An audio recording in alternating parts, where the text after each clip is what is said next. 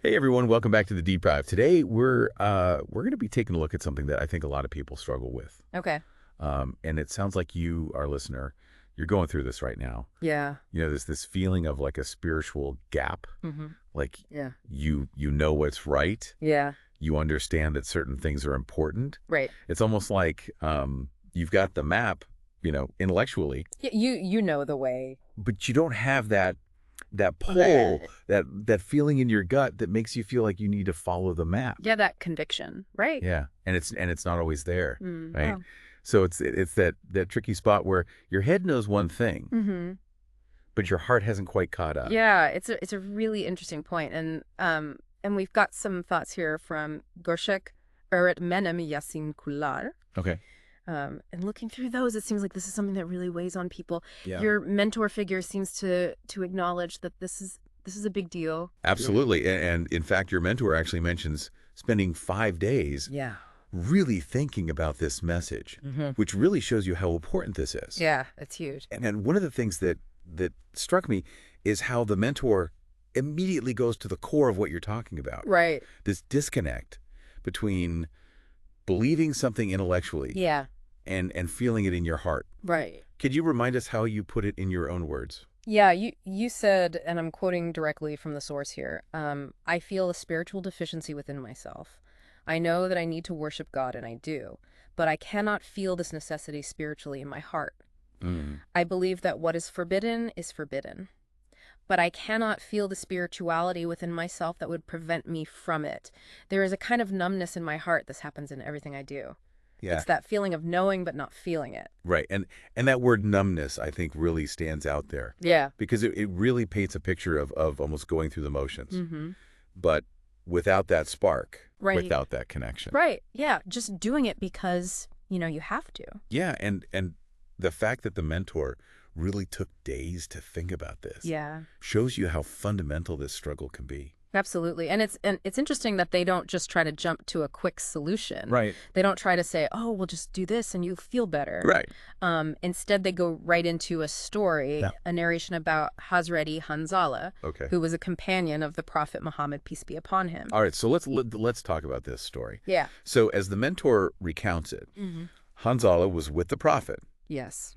and he's having these incredible moments of spiritual clarity Right. where he feels like he can really see paradise and hell. Right. Like imagine that kind of connection. Yeah, and the narration really emphasizes how strong, how powerful those feelings were for him. But then when he goes back to his daily life, Yeah. back to his family, his responsibilities, those feelings, they start to fade a little bit. Right. And he starts to, laugh and engage in everyday activities. Okay. And this really strikes him. Like Yeah. he starts to think, wait a minute. Like, what does this mean? Yeah, am I being hypocritical? Yeah. My outward actions aren't matching those really intense feelings I had before. Right. And he actually says, I have become a hypocrite. Yeah. I've become a hypocrite. Exactly. He's really worried. Wow. So he goes to Abu Bakr, Okay. who was another companion of the Prophet, Mhm. really close to the Prophet, Yeah. and he shares his concern with him. Okay, so what does Abu Bakr say? So Abu Bakr, it seems like he tries to reassure him. He kind of says, maybe this is just part of being human. We have these ups and downs. Okay. But Hanzal is not satisfied. So he wants to go straight to the source. Exactly. He wants to talk to the Prophet himself. And what does the prophet say? Yeah, this is the key part. Yeah, this is where it gets really interesting. Yeah, because this gives us a lens through which we can look at what you're feeling. So the Prophet, peace be upon him, responds to Hanzala. And he says, "O Hanzala, if you were to remain in the same state as you are when you are with me, the angels would shake hands with you on your beds and in the streets. But, O Hanzala, there is a time for this and a time for that." Hmm. And that phrase, there is a time for this and a time for that. Right. Or in the original Arabic, bir saat şöyle, bir saat böyle. Okay. That's really important. So what I'm hearing is that the prophet is saying that it's okay Yeah. for these really strong spiritual feelings to come and go. Mm-hmm. It's not meant to be this constant, intense thing. Yeah, it's like a natural rhythm, right? You have Right. times of deep connection. Yeah, And then you have times when you're more focused on the world. right, and that's normal. Yeah. And And that's exactly how the mentor interprets it. Okay. And they make a really interesting point. They say that you have this feeling of deficiency, Right. this awareness that you should be feeling more. That might actually be a good thing. Oh, yeah. It's a sign that you're striving for a higher level of spiritual awareness. Like Hanzala, Yeah. he wasn't worried about not having faith at all. Right. He was worried about the difference between those intense moments Yeah. and his ordinary experiences. So it's almost like that feeling that something is missing. Right. That's not a bad thing in itself. Yeah, it's more like a sign of a heart that's sensitive, a heart that wants more. That's a beautiful way to put it. And then the mentor goes on to make another really crucial point. Okay. The priority of our outward actions. They say very clearly that God's command is for us to do certain things, to pray, to avoid what's forbidden. Right. And it's not about whether we feel something intensely while we're doing it. So the act of praying itself, Yes. the act of avoiding what's wrong. Exactly. Those are the obligations, Right. regardless of whether we're feeling super spiritual in that moment. That's the key takeaway. Okay. And then they introduce this concept of itminan, Okay. which is often translated as inner peace or contentment. And they explain that this feeling, it often comes after we've consistently done those things. So it's like a consequence. Yeah, like a result of our actions. Right. A manifestation of faith. So it's not about needing to feel it first Right. in order to do the right thing. Exactly. And they emphasize that everyone experiences this itminan differently. Okay. And it might not always be there. But that doesn't mean we should stop doing what's right. Exactly. So if we shouldn't be focused on this feeling, what should we be focusing on, Right. according to the mentor? What's our guide? The mentor says the standard is the Quran and the Sunnah. Okay. The Quran being the holy book of Islam, Right. and the Sunnah being the teachings and practices of the Prophet Muhammad. Okay. So we should be looking to those sources Mhm. and focusing on actually doing what they tell us to do. So it comes back to action, Yes. even when we don't feel like it. Even when it's hard.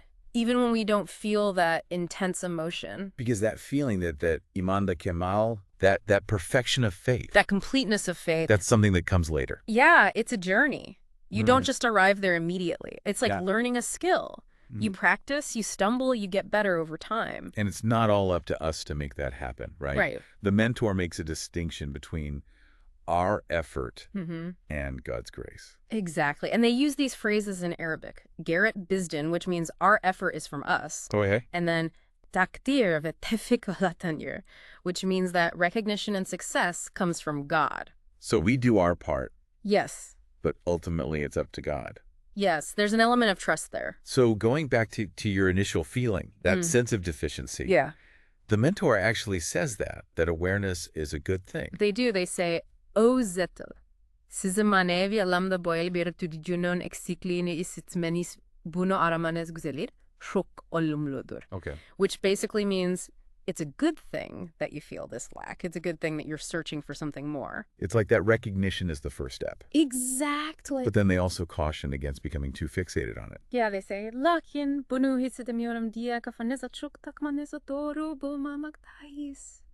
Zira bu belki hepimizin de durumudur. So don't worry too much about not feeling it all the time. Right, because this is something that a lot of people go through. So the takeaway seems to be focus on the actions. Yeah. Trust the process. Trust in God. And don't chase after a feeling. And they finish by saying that the sweetness and joy of perfect faith, that's in God's hands. So we do what we can, Yes. and we trust that God will take care of the rest. Exactly. So for you, our listener, the key insight is this. Even when you understand things intellectually and you're doing what you're supposed to be doing, that feeling of spiritual dryness, that doesn't mean you're failing. Yeah. It might just be part of the journey. It's part of being human. And according to Gerçek Öğretmenim Yasin Kalar, the focus should be on consistent action, upholding those principles, and trusting that God will grant you that inner fulfillment that you're seeking. And this makes me think about other areas of life. Oh, yeah. Like when you're trying to learn a new skill or build a relationship or achieve something big. Mm-hmm. You know, there are times when you don't feel inspired, Yeah, you don't feel motivated. but you keep going anyway. And Yeah. eventually you start to feel that connection. You start to see the You results. start to feel the joy of it. So maybe this principle of consistent action, Yeah. it applies to more than just spirituality. Maybe it's a universal thing. Something to think about. Definitely. Thanks for joining us on the Deep Dive. We'll see you next time.